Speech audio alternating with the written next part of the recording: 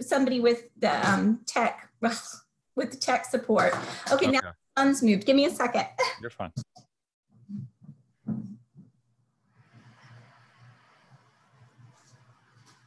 And also my heater is going to go on and off and make awful sounds. It's all good. Okay. Is this your home or your office? This is my home. Okay. This is my home. So hold on.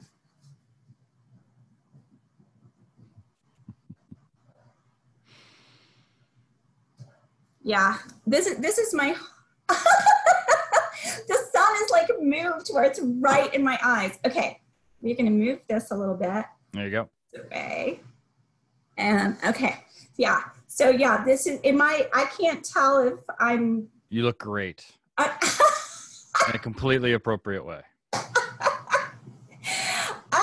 So yeah, this is my home. And one of the reasons why I'm home is because my 17-year-old daughter is sick. And so she's probably caught whatever it was that I was dealing with, but, or not caught, whatever, but she's right there in her room, and I'm in another room, and the dogs are downstairs barking at everybody, and the heater is making noise. So we'll just see how this goes, and hopefully it'll be useful to you. So, all right. So you're old enough to have a 17-year-old daughter? I have a 24-year-old daughter. Holy moly. Okay. Yeah. I have a 24-year-old daughter who I just took lunch to because she's teaching public school, and she's teaching at a public high school here in Durham. Okay. So I took her Bojangles and then came home and gave the other daughter hot tea. So yeah, I've got 2 grown daughters who I treat like babies. Bojangles. I not like Popeyes. You don't do Popeyes? I like Popeyes, but Rachel really likes Bojangles. So okay. And how do you feel about Chick-fil-A? Oh, the thing is like, I just, there's no simple way to shop your way out of capitalism. Like so when I have conversations about boycotting or frequenting particular establishments, it feels very boutique, boutique conversation. Because a lot of people don't, if Walmart is what you have in town, that's where you're going to go. You're not going to be able to decide. And so, yeah, Chick-fil-A, I go to Chick-fil-A. Both my daughters love Chick-fil-A, and both of them are very committed to anti-Chick-fil-A politics, but their generation seems to kind of think differently about shopping. It's almost like they just haven't engaged in the same way. And maybe one way to think about it, if I were going to actually spend time thinking about it, is that when we were boycotting grapes, when we weren't eating grapes, when I was a child, my mom was clear with us what it was about. And it was, she used it as an occasion to teach us something about people who were picking grapes and being treated like tools. It wasn't something that was already on my radar as a middle-class white girl in West Texas. Whereas today, a lot of the boycott efforts, or the shop your way into virtue efforts, they're not really teaching moments. It's like picking up on something that somebody is already committed to, and I just don't see it as a terribly pedagogical right now. Am I making sense? It's almost like it's, and I don't want to project this onto your daughters, but they are religious endeavors, almost. You said you said virtue. Like another word could be righteousness. That they're acceptable public forms of righteousness seeking. Right. Yeah. No, I think that's, yeah, I think that's part of. And I will say, like, when I first started talking in my classes about about different patterns of consumerism. It was when I really got going on my second book, Conceiving Parenthood, which is advertising, and I would use these images to help people think about how advertising has functioned in the past. But quite a few of my students took what I was saying as suggesting to them that, you know, here are the buying patterns that will help you, be more righteous. And one of my friends, when we first got a giant new mall in Durham, called it the Death Star. And so we've continued to call it the Death Star. But when I talked about this in class, my students thought I meant they had to boycott the Death Star. And like, well, no, it's not like going to a different mall. It's going to like be necessarily better for you. It's just sort of this giant new mall that was built on the kind of on the edge of town. It was built to look like downtown.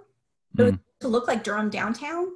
And I wanted them to think through why the mall was built, why it was built the way it was built, not telling them not to shop there, but just as they go, be aware.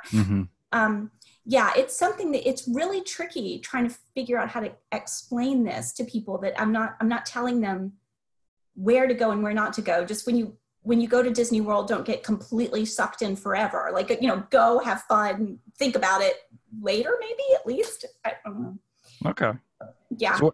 So the robe behind you, is that what is that? That's that's my clerical robe. That's my clerical robe. They're my I have sideways bookshelves. Can you see the sideways bookshelves? I can. Yeah, that's the masculinity book. Chapter. Okay. Yeah, I was just gonna ask. So is that done? Is it in the process of being finished? Oh my gosh! From your question to God's ears, I'm still working on it. It's Conceiving Parenthood took me years. I mean, gosh, it took me like, well, I mean, both the Julian book and Conceiving Parenthood took me a while. The Kierkegaard book was a little more straightforward. It's Kierkegaard and Love. Is that my first book, Kierkegaard and the Treachery of Love? I knew. Okay, I couldn't. Yeah, it's okay. No, you don't have to know. But Conceiving Parenthood took me a while because I had focused so much on both the research and then trying to sort through how best to cull the research, because I had so much. And that's part of what's tricky about this book, is that for each chapter I have so much, and if I just put everything in there, it won't be a story anyone's going to want to read. It'll just be too much. And there's been a lot of a number of megachurch scandals with pastors since we talked about that book the first time. I'm wondering if Willow Creek has happened since. Yeah, and then a whole bunch of other I just see the news. I'm not really part of that world, so I don't know who these people are. But hold on one second, because the sun is doing its thing again. Give me 1 minute. I'll be right. Hold 1 minute.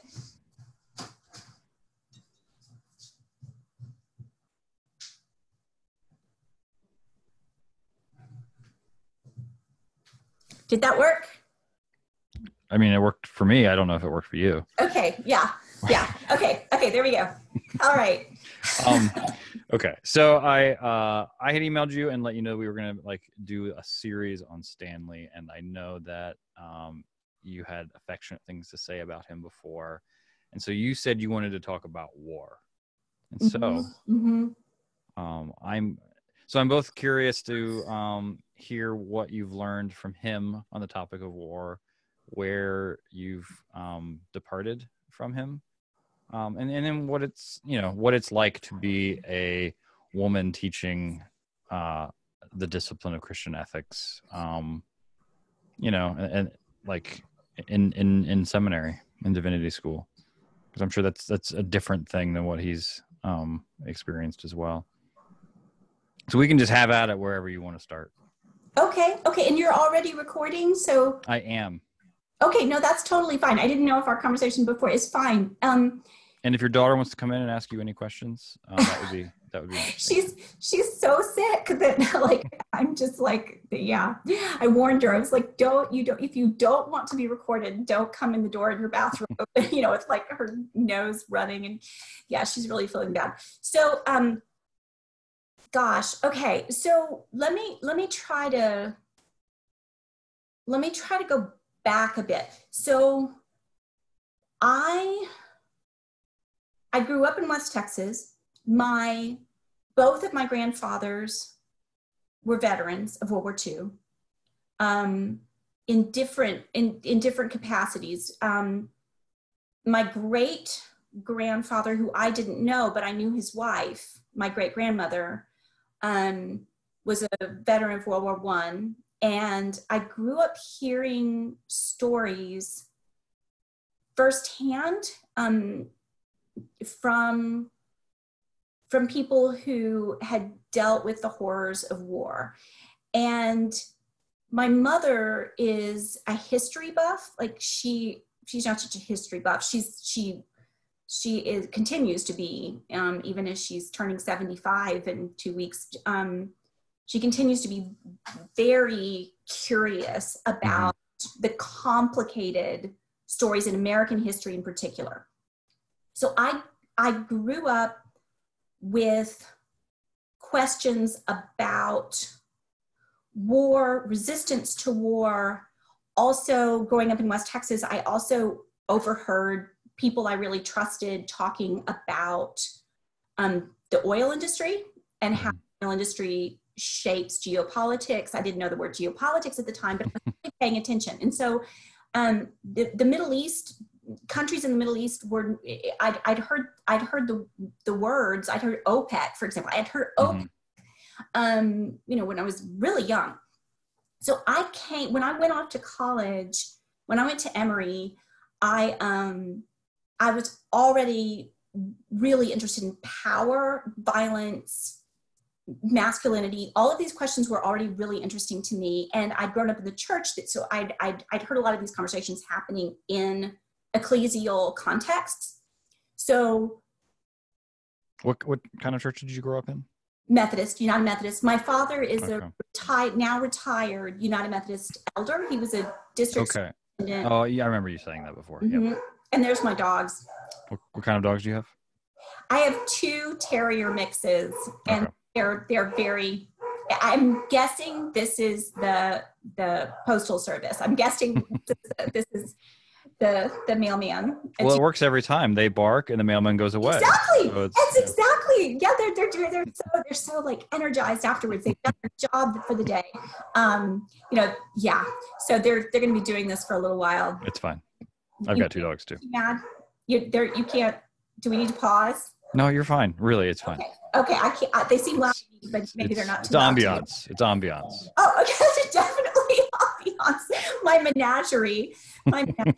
Actually, I was woken up at 1 a.m. because one of them was barking incessantly, and I went down and there was a possum just sitting right there, like frozen in fear, and it wouldn't move, and so the dog just kept barking. So, all right. So when I went off to college, when I went to Emory, I was already really interested in a lot of these questions.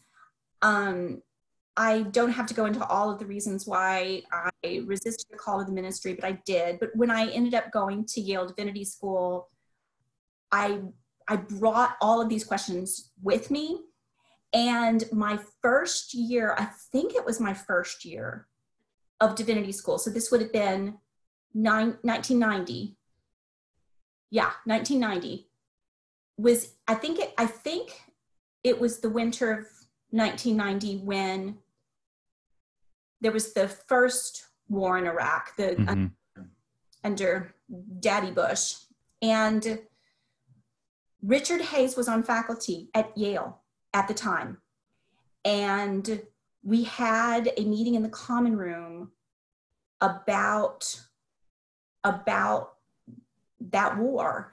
And I won't speak for other people, and I won't speak for Richard, but I will say from my own perspective, his account as a Christian pacifist was very compelling to me. I was already, I'd already been to Washington, D.C. to protest against the Strategic Defense Initiative, which goes by the name Star Wars now, or did eventually. And I really found his account, Richard Hayes's account as a Christian pacifist, to be compelling. The thing that frustrated me a little bit at the time, though, was I felt like Richard wasn't giving what I thought was a really necessary power analysis of how the United States functions in the world. He continues the way he writes. Richard Hayes continues to write in a very, in some ways, very helpfully focused, looking at Scripture itself, the witness of Scripture itself. And if you haven't read the exchange between Richard Hayes and Nigel Bigger, I don't think I have. Oh my gosh, it's crucial reading. So Nigel Bigger is now he has been for some time, the head of the Alonzo MacDonald Center for Ethics at Oxford. And yeah. You're pausing to try to be polite, I can tell.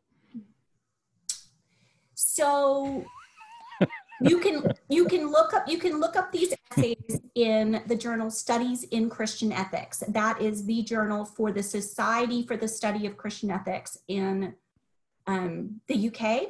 Okay, I know I've seen his name in places. Okay, so yeah, you can look up the Oxford Center for Ethics, Nigel Bigger, and colonialism. Okay, that was a recent conversation going on at Oxford about Christian ethics. Okay. And so there's an exchange between Nigel Bigger and Richard Hayes in Studies in Christian Ethics. It's recent. That's in the last 8 years, 8 years. And Nigel basically says, nobody's challenged Richard's case for Christian pacifism in his book, The Moral Vision. That's the name, right? So Nigel says, nobody's questioned Richard in a substantive way. Now I'm going to question him. And then Richard gives a response, and then Nigel gives another response, and Richard gives a second response, and they actually call it like round two. It's pretty pugilistic for a change on pacifism, but in that recent exchange, Richard is focusing very closely, not carefully, because that would suggest that he's avoiding other conversations. That's not it. This is just his mode. This is his writing, and I understand that. But even at that time, back when I was in divinity school, I thought this is really important, and I assign these essays by Richard Hayes. But I wanted to think through how the language of Scripture, how people use the language of Scripture to justify war, and so doing a close reading of Scripture and also a close reading of other people's Scripture. So. And I can't remember when someone told me that I should read Stanley, but I did not. People at Yale at the time were not reading Stanley Hauerwas. He's a graduate of Yale Divinity School and Yale, the graduate program in religion. I don't remember what it was called at the time, but that's Stanley's alma mater, and people weren't really reading him. But somebody suggested I read something by him. It might have been in medical ethics first. And then I read Community of Character, I believe it was. I think that was the first book of his I read. And I had some disagreements with some of what he was writing, in part because I thought it was a little too, I kept thinking I was like a community of characters, because community seemed a little bit too, stifling of how I've seen Christian communities actually function. Like, we're not really a community, we're a community of characters, So that was, I remember thinking that, but at the same time, like, I ended up trying to read what I could of his writing against war. And then when I eventually, I'm skipping over lots of different things, but when I eventually came to be on faculty at Duke, he had this classic, there'd be 70 students in the class. It'd be undergraduates, students from the history department, students from other departments outside the divinity school. And there was quite a pacifist, a conversation among different kinds of people who are drawn to anti-war movements from different angles and from different commitments, who were curious about Stanley Hauerwas's commitment to Christian pacifism. And I would hear when we would share when students would be taking his classes against war, or yeah, they were, to be fair, they were against war. When I shared students with him, I learned so much. And I would go and ask him questions, things that were going on in political discourse. And then, when 9/11 happened, I remember exactly where I was, and I remember hearing on the radio. I was in a place where there wasn't video, and there wasn't a television, and I was hearing the reports on the radio. And I remember, it's going to sound awful, but I remember praying that it was white extremists. I was praying because I thought, if this ends up being a story about the Middle East, we are going to war, and we're going to be in war for a very long time. And I do remember being very grateful for the few colleagues I had at the time willing to talk about that, who were willing to say things even in public against what we now see as the surveillance state. I had a few colleagues, William Turner, homiletics, retired now, homiletics colleague in homiletics and theology, Richard Hayes, Stanley Hauerwas. There were a few others, but I have drawn on the writings and also the conversations of those two men, even while as a feminist, and I've been a feminist since, one of my first albums I bought when I was like fourth grade was Helen Reddy, I Am Woman, Hear Me Roar. My mom raised me to be a feminist. It was never a question. So there, my perspective is slightly different, but their commitments not to be, I'll put it this way, you can't bully a woman. And I've written about this some. You can't bully a woman by saying that she's being like a woman, because we're like, a woman is a woman. So you can't shame a woman. There are lots of different ways to shame women. But that's not the primary way to shame a woman, is to tell her she's being feminine. It's like, well, yeah, okay, what, guilty as charged? Like, what do you do with that? But one way to shame men that is very effective, at least in the United States, is to question their manhood, is to question their masculinity, is to question their willingness to do what it takes to protect the people they love. And I remember watching, as Richard Hayes in that common room at Yale Divinity School, there were, I won't name names, but there were women on faculty there who questioned his commitment as a Christian to protect people and to protect Israel. And so I watched as people tried to shame Richard Hayes away from his commitment against that war. And I believe that I've watched that kind of thing happening since 9/11 in my field, in the field of Christian ethics, that to be a Christian with a public platform, to be a Christian who records podcasts, with people, to be a Christian who is teaching at a place like Duke, is to have a responsibility to lead in a way that can garner more power for people you care about, more worldly power. Mm-hmm. Talk about this.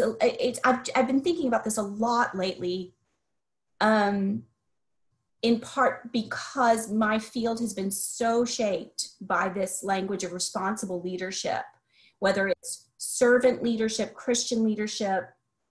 I mean, leadership, that word has been given a lot of backing. There are other words that have also, but I believe part of how that language has been used is to portray men and women who continue to speak against violence, continue to write and speak against the uses of Christianity to garner power, to render them as somehow being irresponsible or even effeminate. Mm-hmm.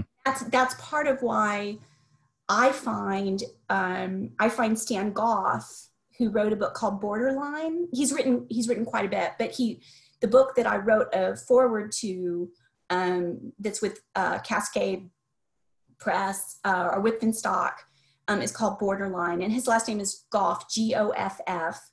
And I found his writings, even though I disagree with him on some things also, I agree with him on some basic methodological things. I found his writing to be really helpful. And also many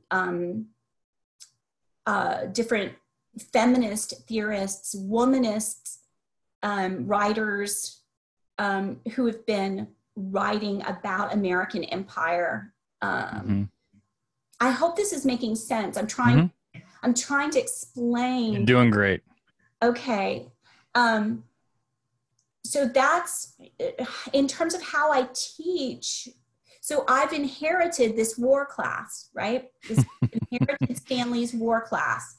Now I could have said I'm not going to teach a class on war, but as I said to you, I've been thinking about these things since I was a child, and so I don't mind at all continuing to teach this war class. I would have fought, I would have argued to get the chance to teach it, at least in some sort of rotating cycle. But as it is, I don't have any other colleagues who are eager to teach a class that looks specifically at war in the United States and the relationship between the rhetoric of war and Christianity.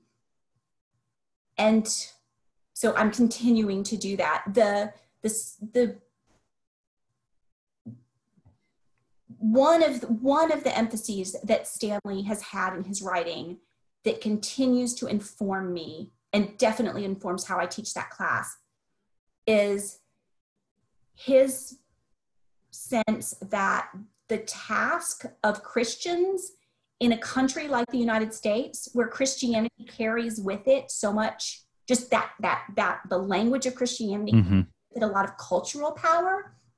And we could talk about this as well, because I've been thinking about this and writing about it as I can.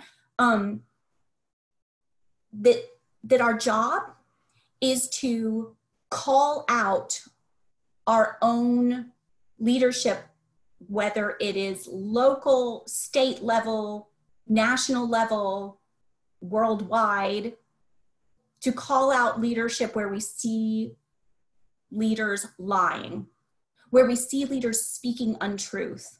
But that doesn't happen very much. I mean, it's going on right now, actually, like, in real time. For a minute there, I was like, I'm still learning your sense of humor. For a minute there, I was like, what, that we don't call out Christians who lie well enough? That's probably true. Oh, wait, you're making a joke. Yes, yes, no, I know. It's part of why I'm no fun to go to the movies with or watch. I'm no fun because I haven't been fun to talk to about the impeachment stuff going on because I'm like, okay, she's lying, he's lying, they're all freaking lying. Like it's just like there's just so anyway. So I'm no fun because I'm not good at cheering one side on against. Well, what's interesting to me is it's like, at least like, Obama, Clinton, the Bushes, like they had the shame to lie about lying.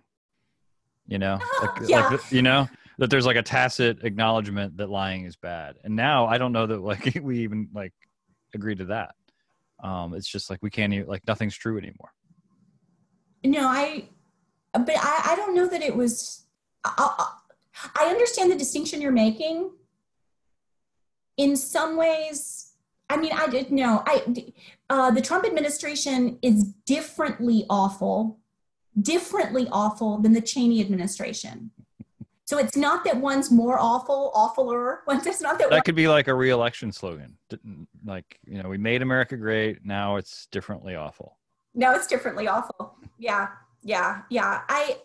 Or making Russia great again. Like, it could be that too. Yeah. But see, these are okay. This is a connection to Stanley. This is a connection to Stanley. I can make a connection. So, and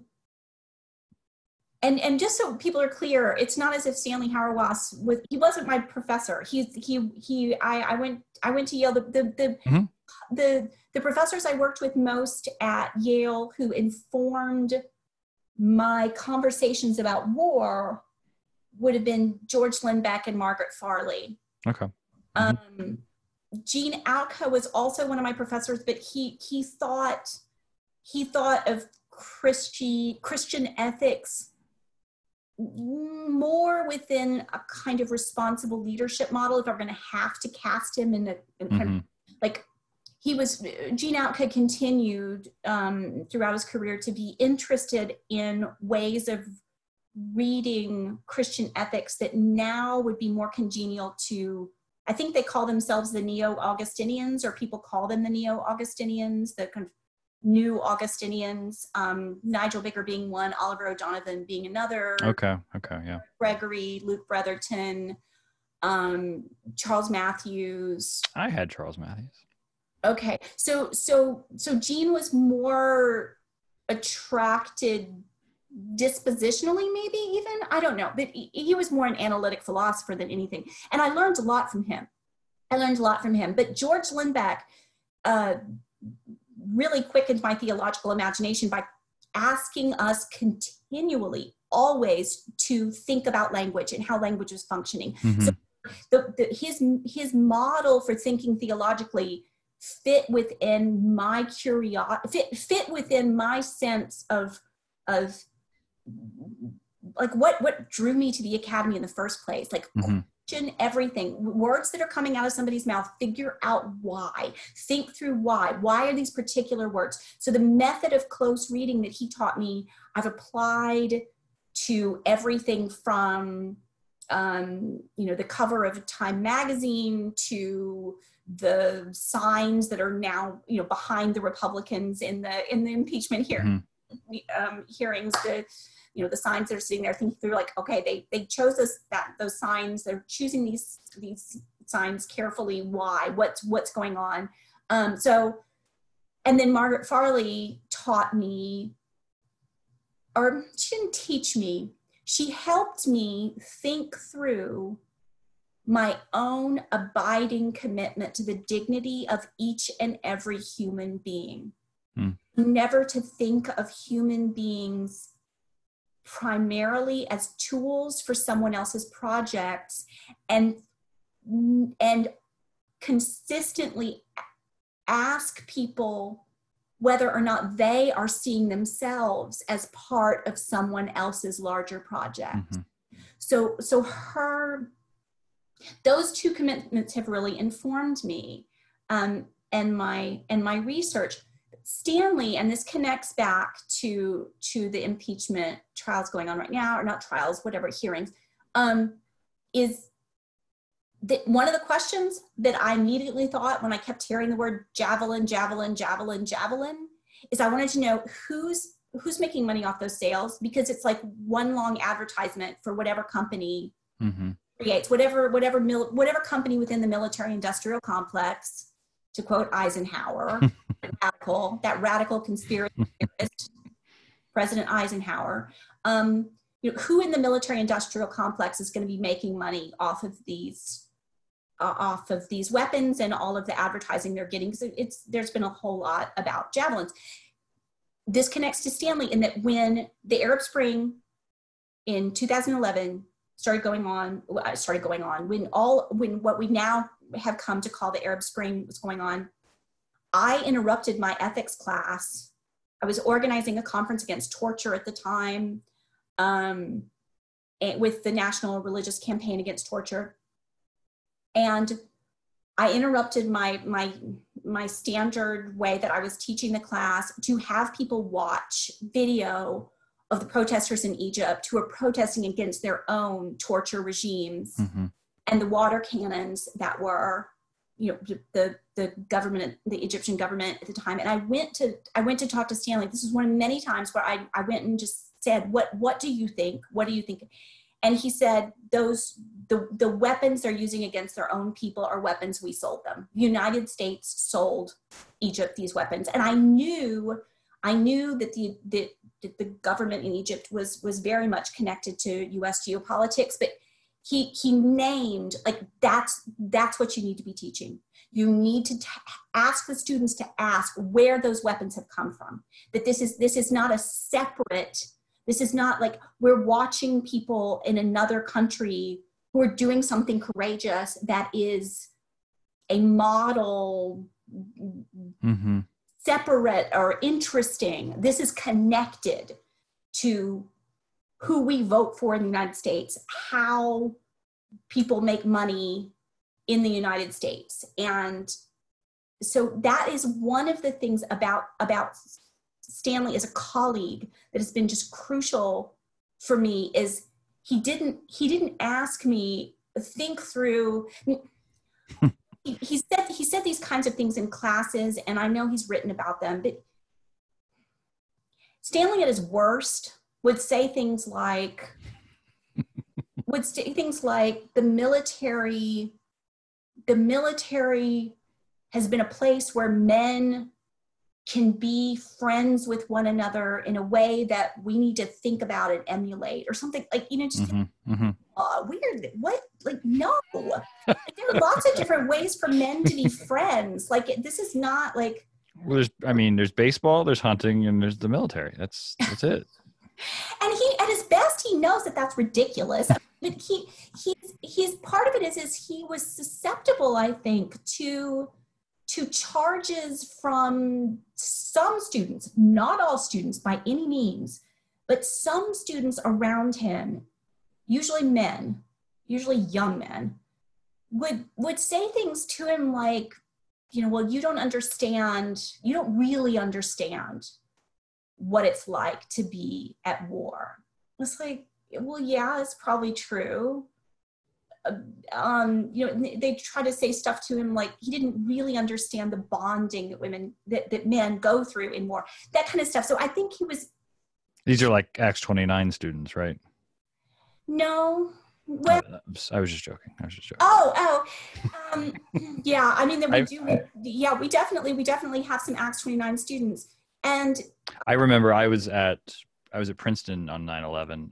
I think that was my first year or my second year. And so I remember, I think probably that, as the torture policy was coming to light, I remember George Hunsinger kind of convening, like, I don't know, teach-ins about it. And I remember him getting talked down by a few seminary students who'd served in the first Iraq War. Yeah. Questioning his manhood and yes. How did he react? And it just kind of in a flustered, nerdy way. Do you know him? I assume you know him, but I'm so grateful for him. I know he's not a perfect person. We know, but his work in helping to found the National Religious Campaign Against Torture has been a beacon of that. He's been an inspiration to me. Mm-hmm. Yeah, it was so like I don't know that he's like he was a terrible lecturer. Like he's not really he can't really engage an audience. So like he didn't handle that well. But yeah, I distinctly remember people pushing back on exactly those kinds of lines, and using like phrases like our Christian responsibility to protect, which is it's just problematic to begin with. So yeah, no, I was thinking, like you talk about Lindbeck and language, like Stanley's written about the liturgy of war in America, and really those are the same thing. And they're ways of training us not to ask the questions that you're suggesting we should be asking. Oh yeah. Yeah. There are ways, there are subtle and overt ways that we are, in the United States taught not to ask those questions. And that so at his most emotionally vulnerable, Stanley would try then to talk about what are some of the virtues that the U.S. military can instill in people. And I always thought that was like not the right. A lot of the veterans I knew weren't talking about war that way. I mean, they weren't talk about like the good stuff. They wanted more people to know the hell they'd been through. Mm-hmm.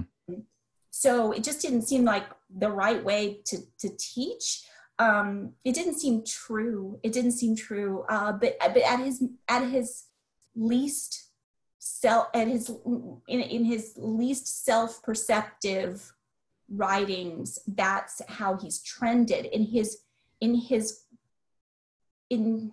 In person with me, as I've gone to talk to him about these things, he's often given me something to read or something to think about that has been very concrete, very particular, to like follow the money, and here's the money. Here's the question you should be asking, not just follow the money, but here's the question you should be asking about this particular military technology and how it's functioning in this particular setting.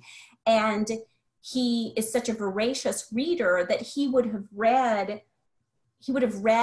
a history book on Civil War conversations during the Civil War about triage and whether or not it's the conversations during the Civil War. This was a recent example where a student was trying to sort through military ethics in terms of triage and whether or not the military personnel have a requirement to go back for someone whose quality of life, and this was the language the person was using, whose quality of life could be possibly just horrendous by almost any reckoning.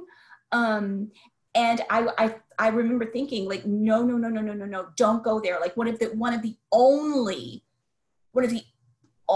ways that people in the U.S. military are not treated like completely treated as tools is through the sense that you are in this together and you never leave someone behind. Mm-hmm. If we let go of that, like, everybody's going to be mercy.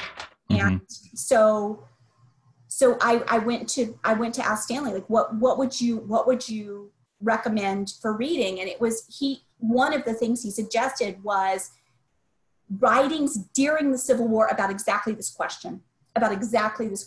And So those are the kinds of conversations I've had with Stanley Hauerwas that have really helped me teach about war with my own best questions intact. Mm-hmm.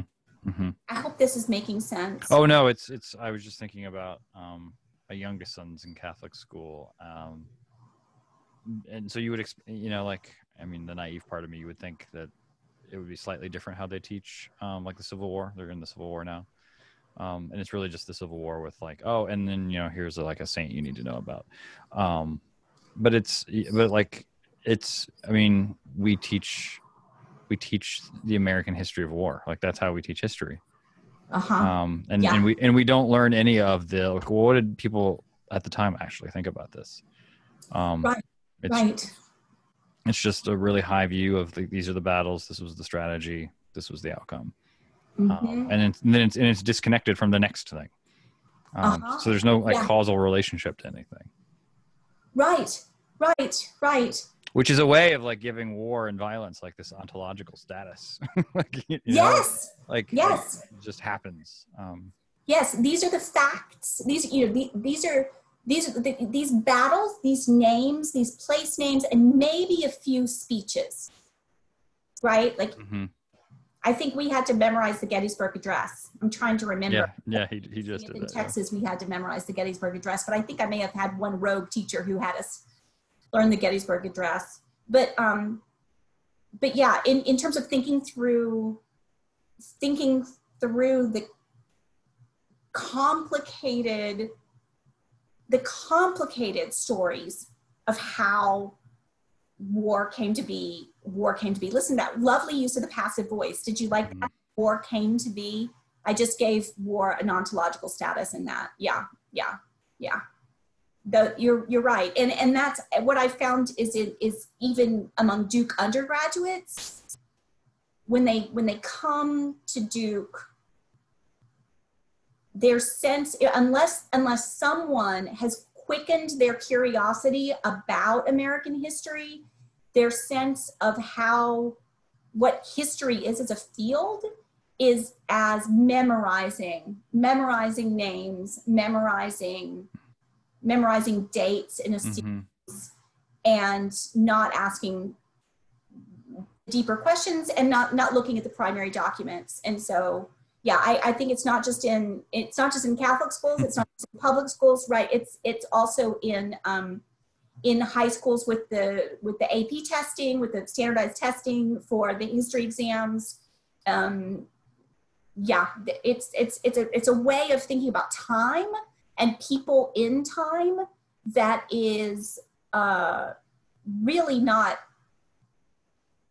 it doesn't quicken people's curiosity about their own situation in the world. I'm sure you've seen the stories about people on tours at places like Monticello, not like pushing back on the tours.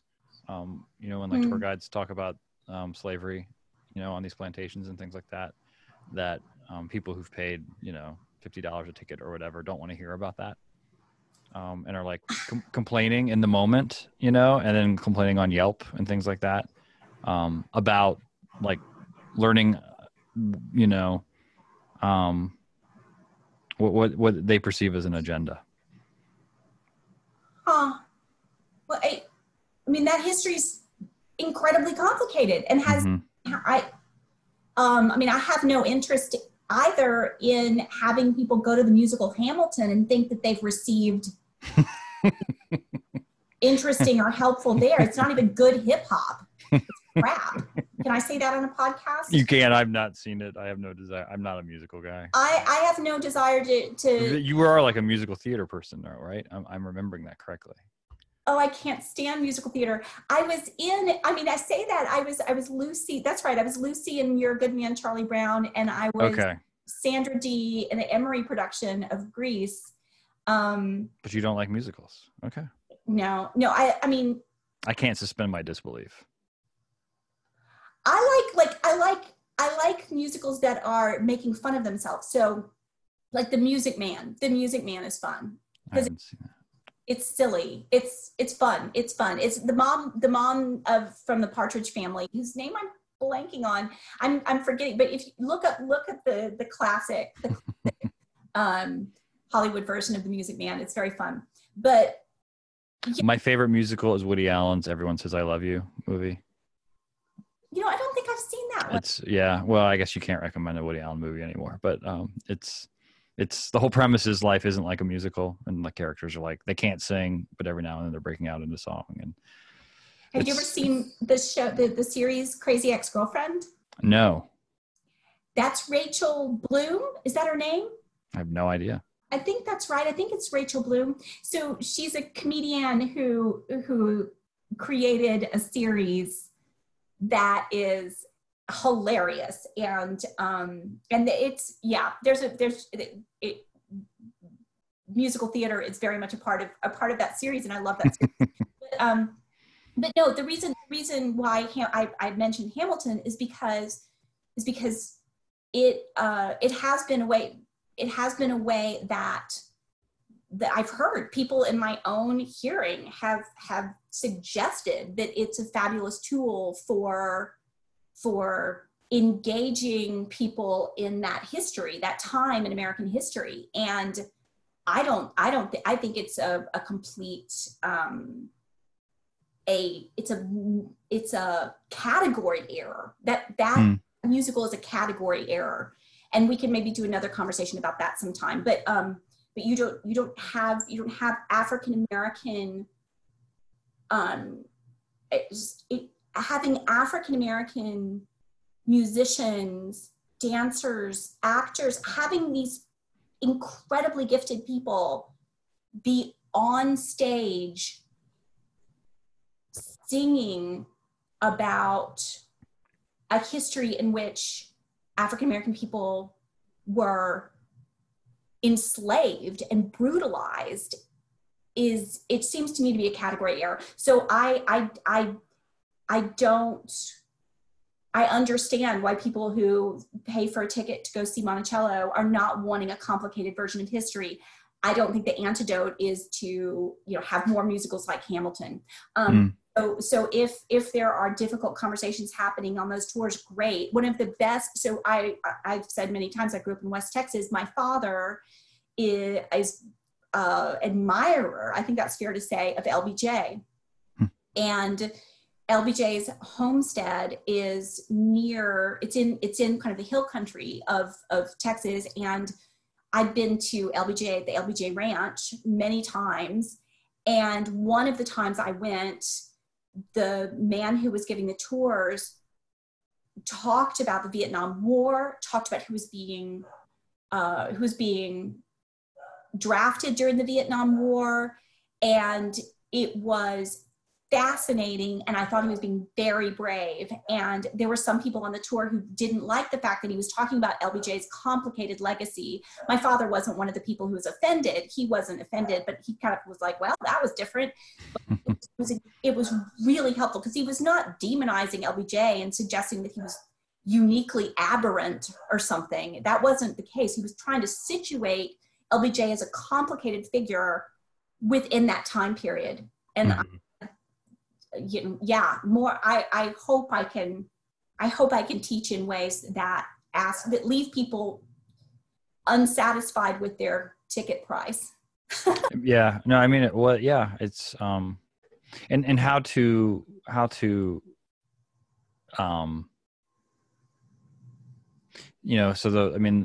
the role of a pastor is not different than your role as a professor, and how do you, except like they're paying to be there with you, they're stuck with me, but like, how do you bring people along with patience, to afflict them with the right kind of nightmares, such that they can begin to hear what it is you're saying and just don't shut down. Well, when it happens, and I don't know that. So I have an example. So okay. In the Virginia Annual Conference of the United Methodist Church, I don't know that it happens anymore.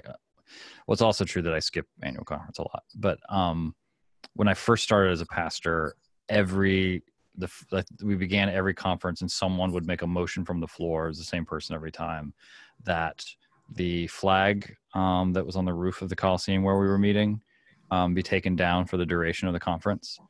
So Duke grad, Stanley influenced pastor, don't disagree necessarily with the gesture, but you figure half of the people in the room are laity that have like no category for what this is about. You know, and so so it's just not, it's not a useful witness in that sense. I don't know this person, so I don't know what was spurring them or prompting them to do this, but yeah, I understand what you're saying. I could also imagine I don't know this person, but I could imagine thinking that a fruitless and a gesture that looks fruitless might still be the proper witness. I remember one of the articles I took to Stanley, that I made a copy of to take to Stanley Hauerwas, was an article about, oh dang it, now I'm gonna forget who it was.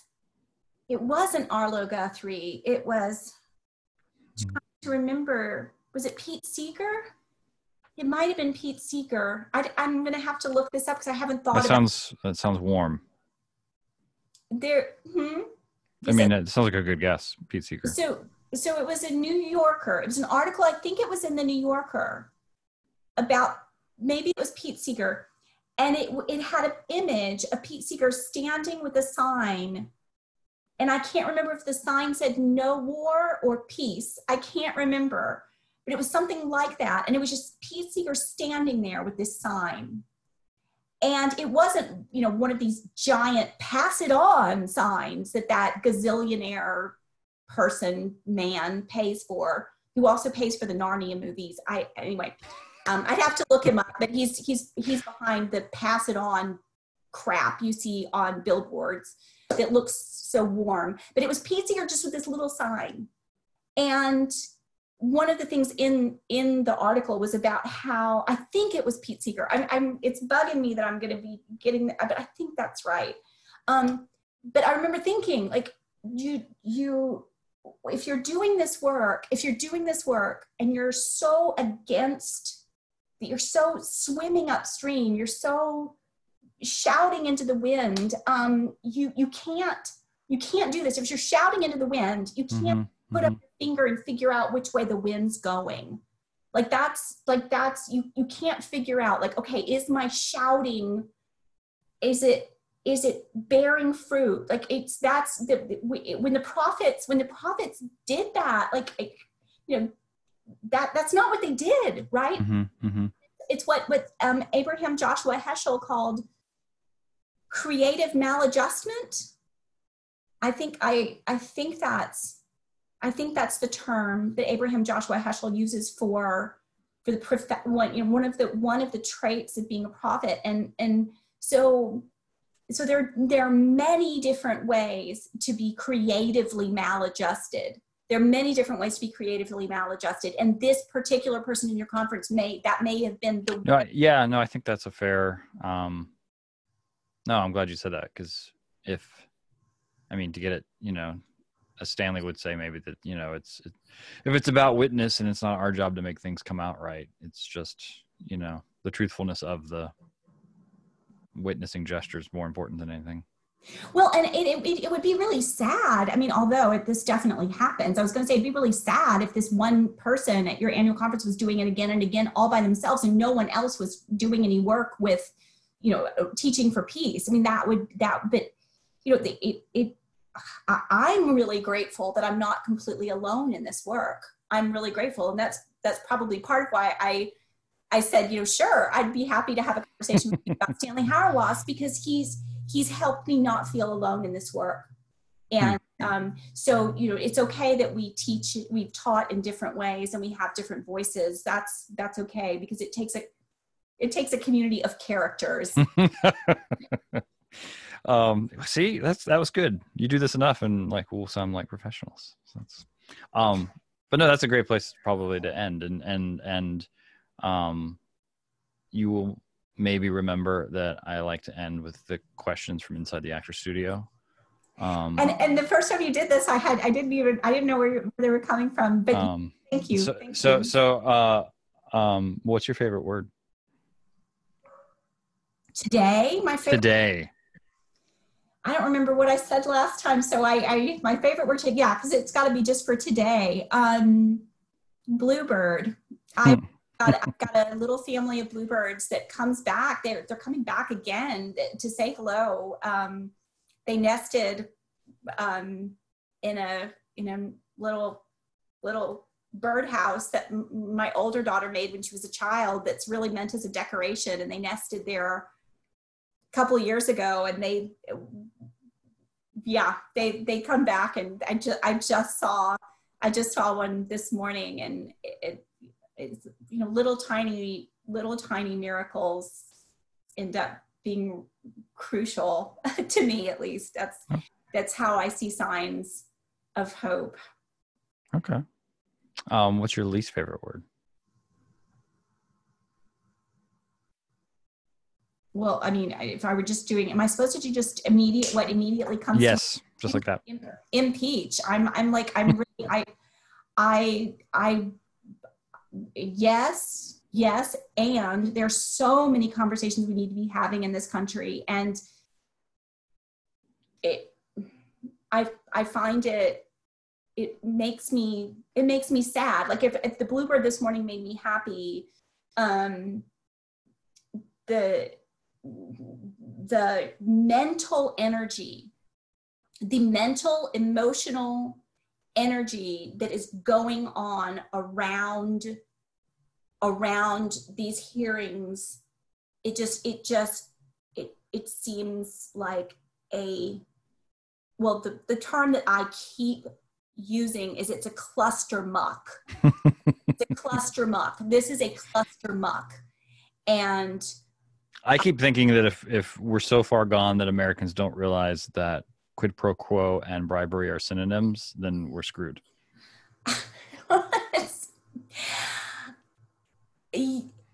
Yeah, I also,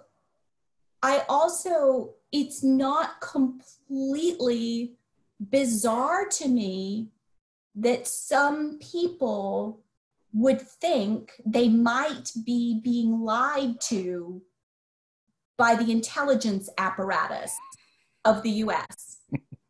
Like, I'm like, it's not completely bizarre to me that some people would be watching with skepticism. Now, watching with skepticism in order to defend Donald Trump, that's very confusing to me. But I don't understand that. I mean, I do. I've thought a lot about that. But I mean, I think he represents for some people a man who has shot the bird at people with a lot of power, and it's a very confusing impulse to me, because I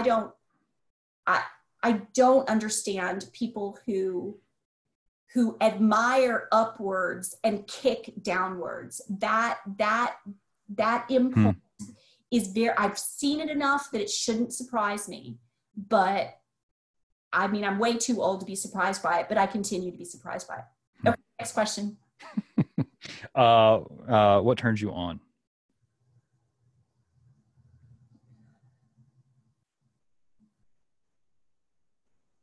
Okay, the first thing that came to my mind,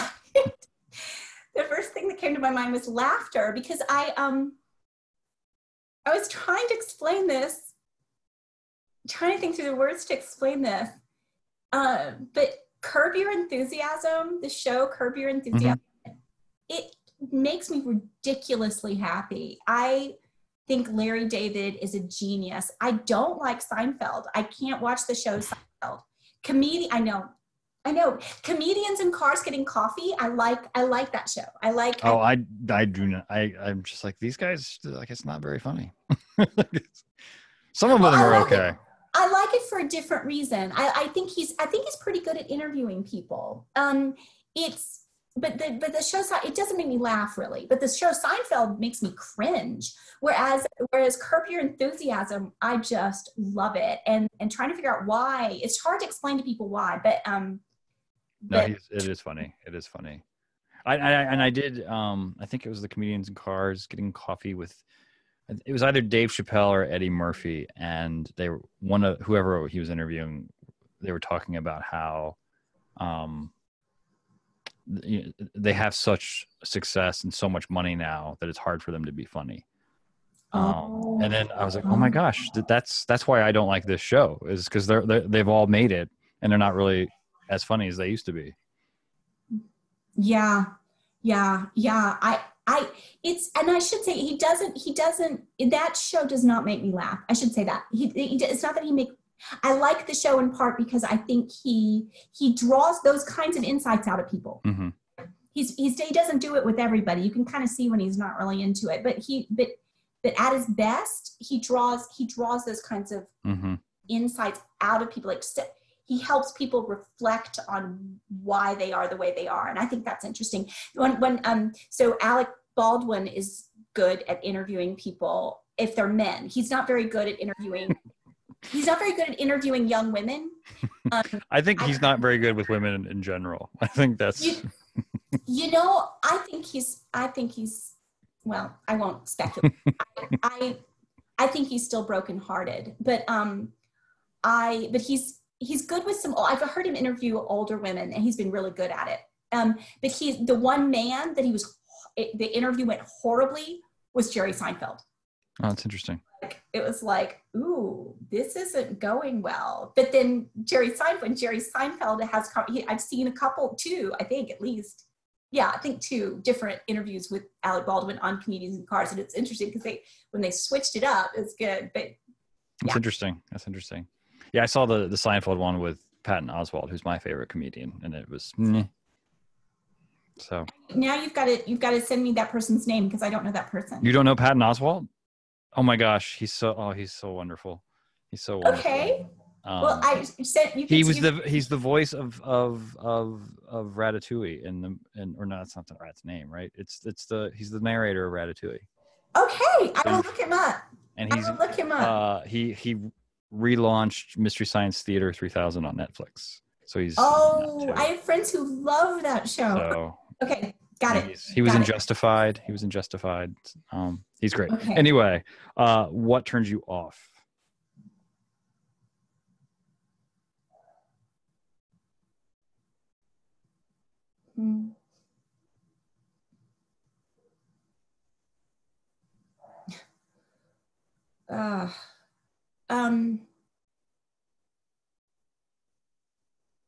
So yesterday,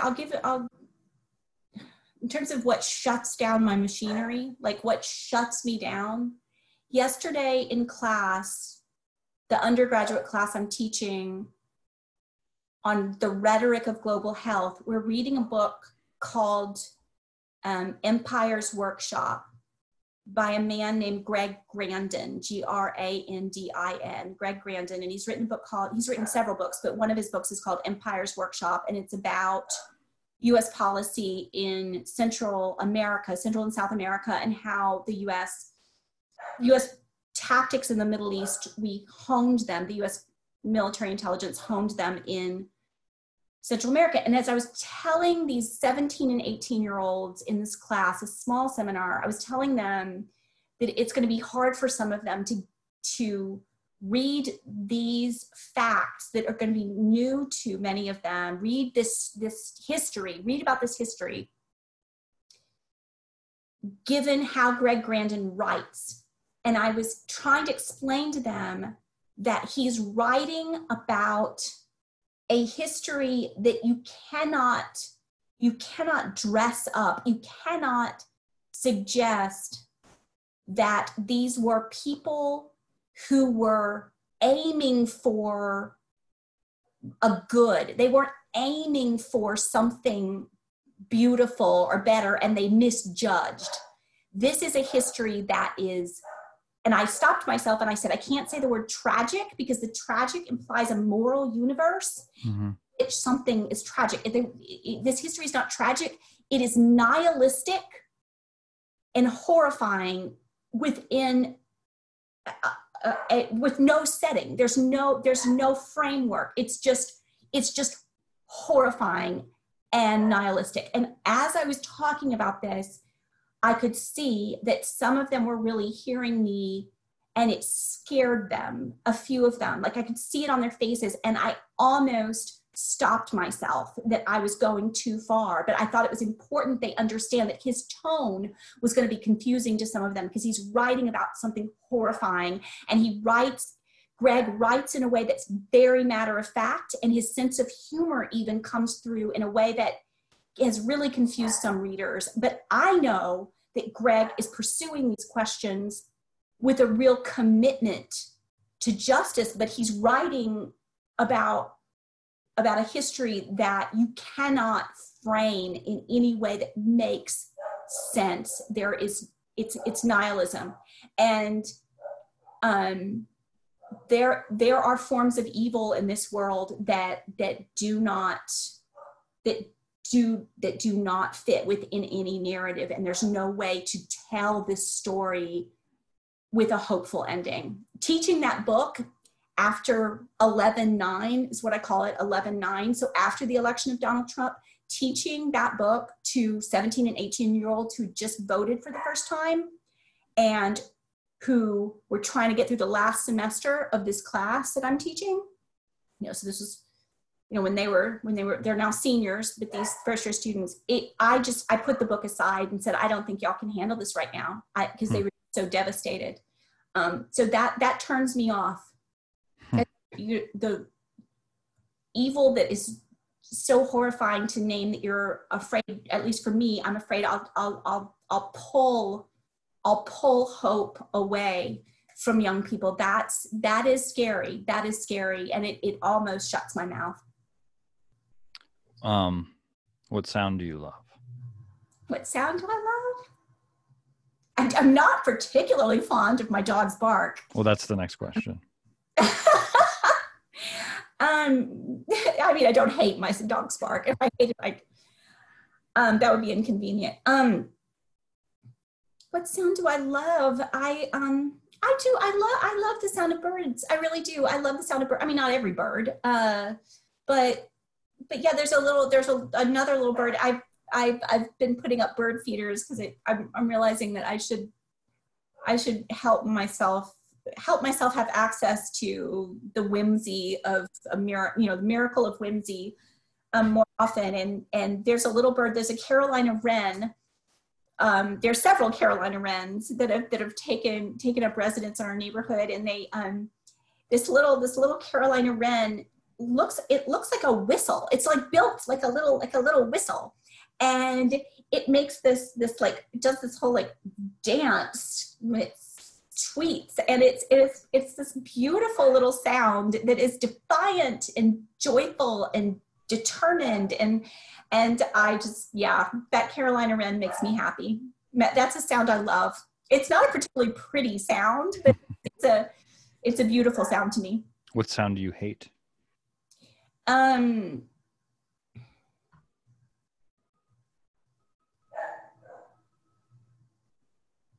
I've got so many different things going through my head right now.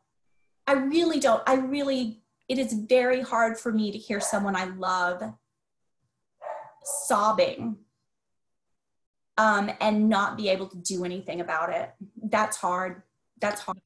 Now, I know your daughter's in earshot, so what is your favorite curse word?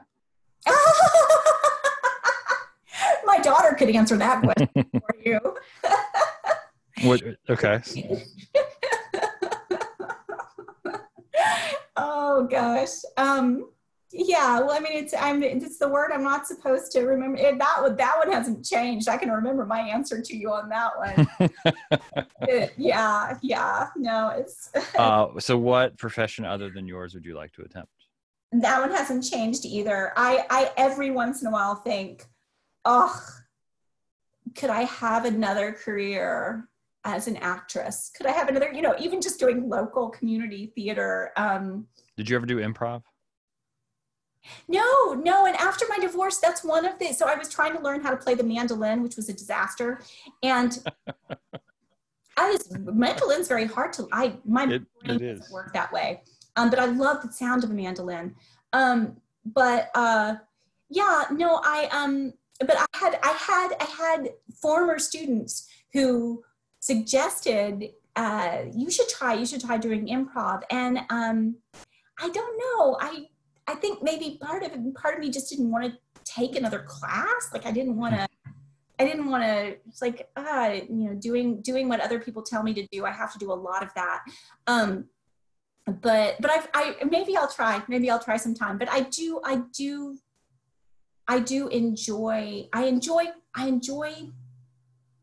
the improv of teaching. I mean, I'm never on script. I'm never on script. If I see somebody with a furrowed brow, I want to know what their question is, and I want to try to think through. So I'm very on script. So when I teach, it's a form of improv, I think. What would you never want to do? Oh, drive an 18-wheeler. I am so grateful there are people who are willing to do that, because I can't imagine I don't have the spatial awareness to do that kind of thing. I mean, I can parallel park my little car, but only if no one's watching. And since heaven exists, what would you like to hear God say when you arrive? Oh, that one hasn't changed either. You are beloved. Okay, well, that's good. That's good. Well, thank you for your time. Sorry that it was difficult at the beginning. Oh, no. That's not. You don't need to be sorry. I next time, hopefully, I'll get the sequence right, and it won't take long. Okay. Well, I hope your daughter feels better. Thank you. And be well. Thank you. You too. Peace. Bye. All right. I think that should just be a normal interview for the regular podcast. What do you think, Tommy? What do you think? Give me away. Well, let's just make it. So, welcome to Crackers and Grape Juice, where we talk about faith without using stained glass language. On behalf of the lazy bastards who did not join me on this interview, Tier Hardy and Taylor Mertens, as well as Dr. Joanna Hartelius and Tommy Marshall, my name is Jason Michele, and back on the podcast today is Amy Laura Hall. Dr. Hall is a professor of Christian ethics at Duke Divinity School. She is the author of Kierkegaard and the Treachery of Love, Conceiving Parenthood, The Protestant Spirit of I can't even say that. Just look up Amy Laura Hall on Amazon. She is also the author of Laughing at the Devil, Seeing the World with Julian of Norwich, which she was on the podcast to talk about. She is with me today to talk about how Christians understand war and nonviolence, and the role that Stanley Hauerwas has played in her own understanding of those issues, as well as some other friends of the podcast like George Hunsinger and Richard Hayes are a part of our conversation as well.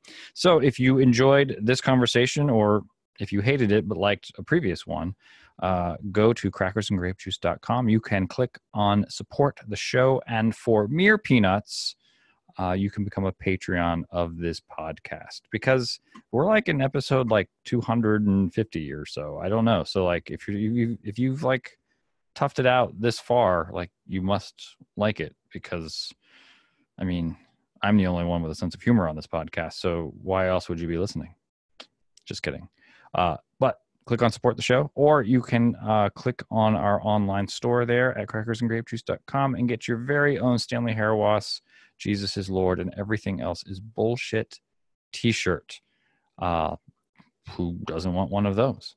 And if you don't want to do that, if you're just obstinate, how about going to our Facebook page, liking our Facebook page and sharing something on it? Or maybe just go to iTunes and leave us a rating and review. It's been a while since any of you guys actually went to iTunes and left us a rating and review, but it helps other people find the podcast. Please don't talk about how I'm a jerk in the iTunes comments. Anything else is up for grabs. If you want to talk about how my beard is better than Tier Hardy's, that would be a perfectly acceptable comment to leave. But yeah, I love interviewing Amy Laura Hall. She is smart and has a spirit and life to her that I think will make this an enjoyable listen for you. So, no further ado.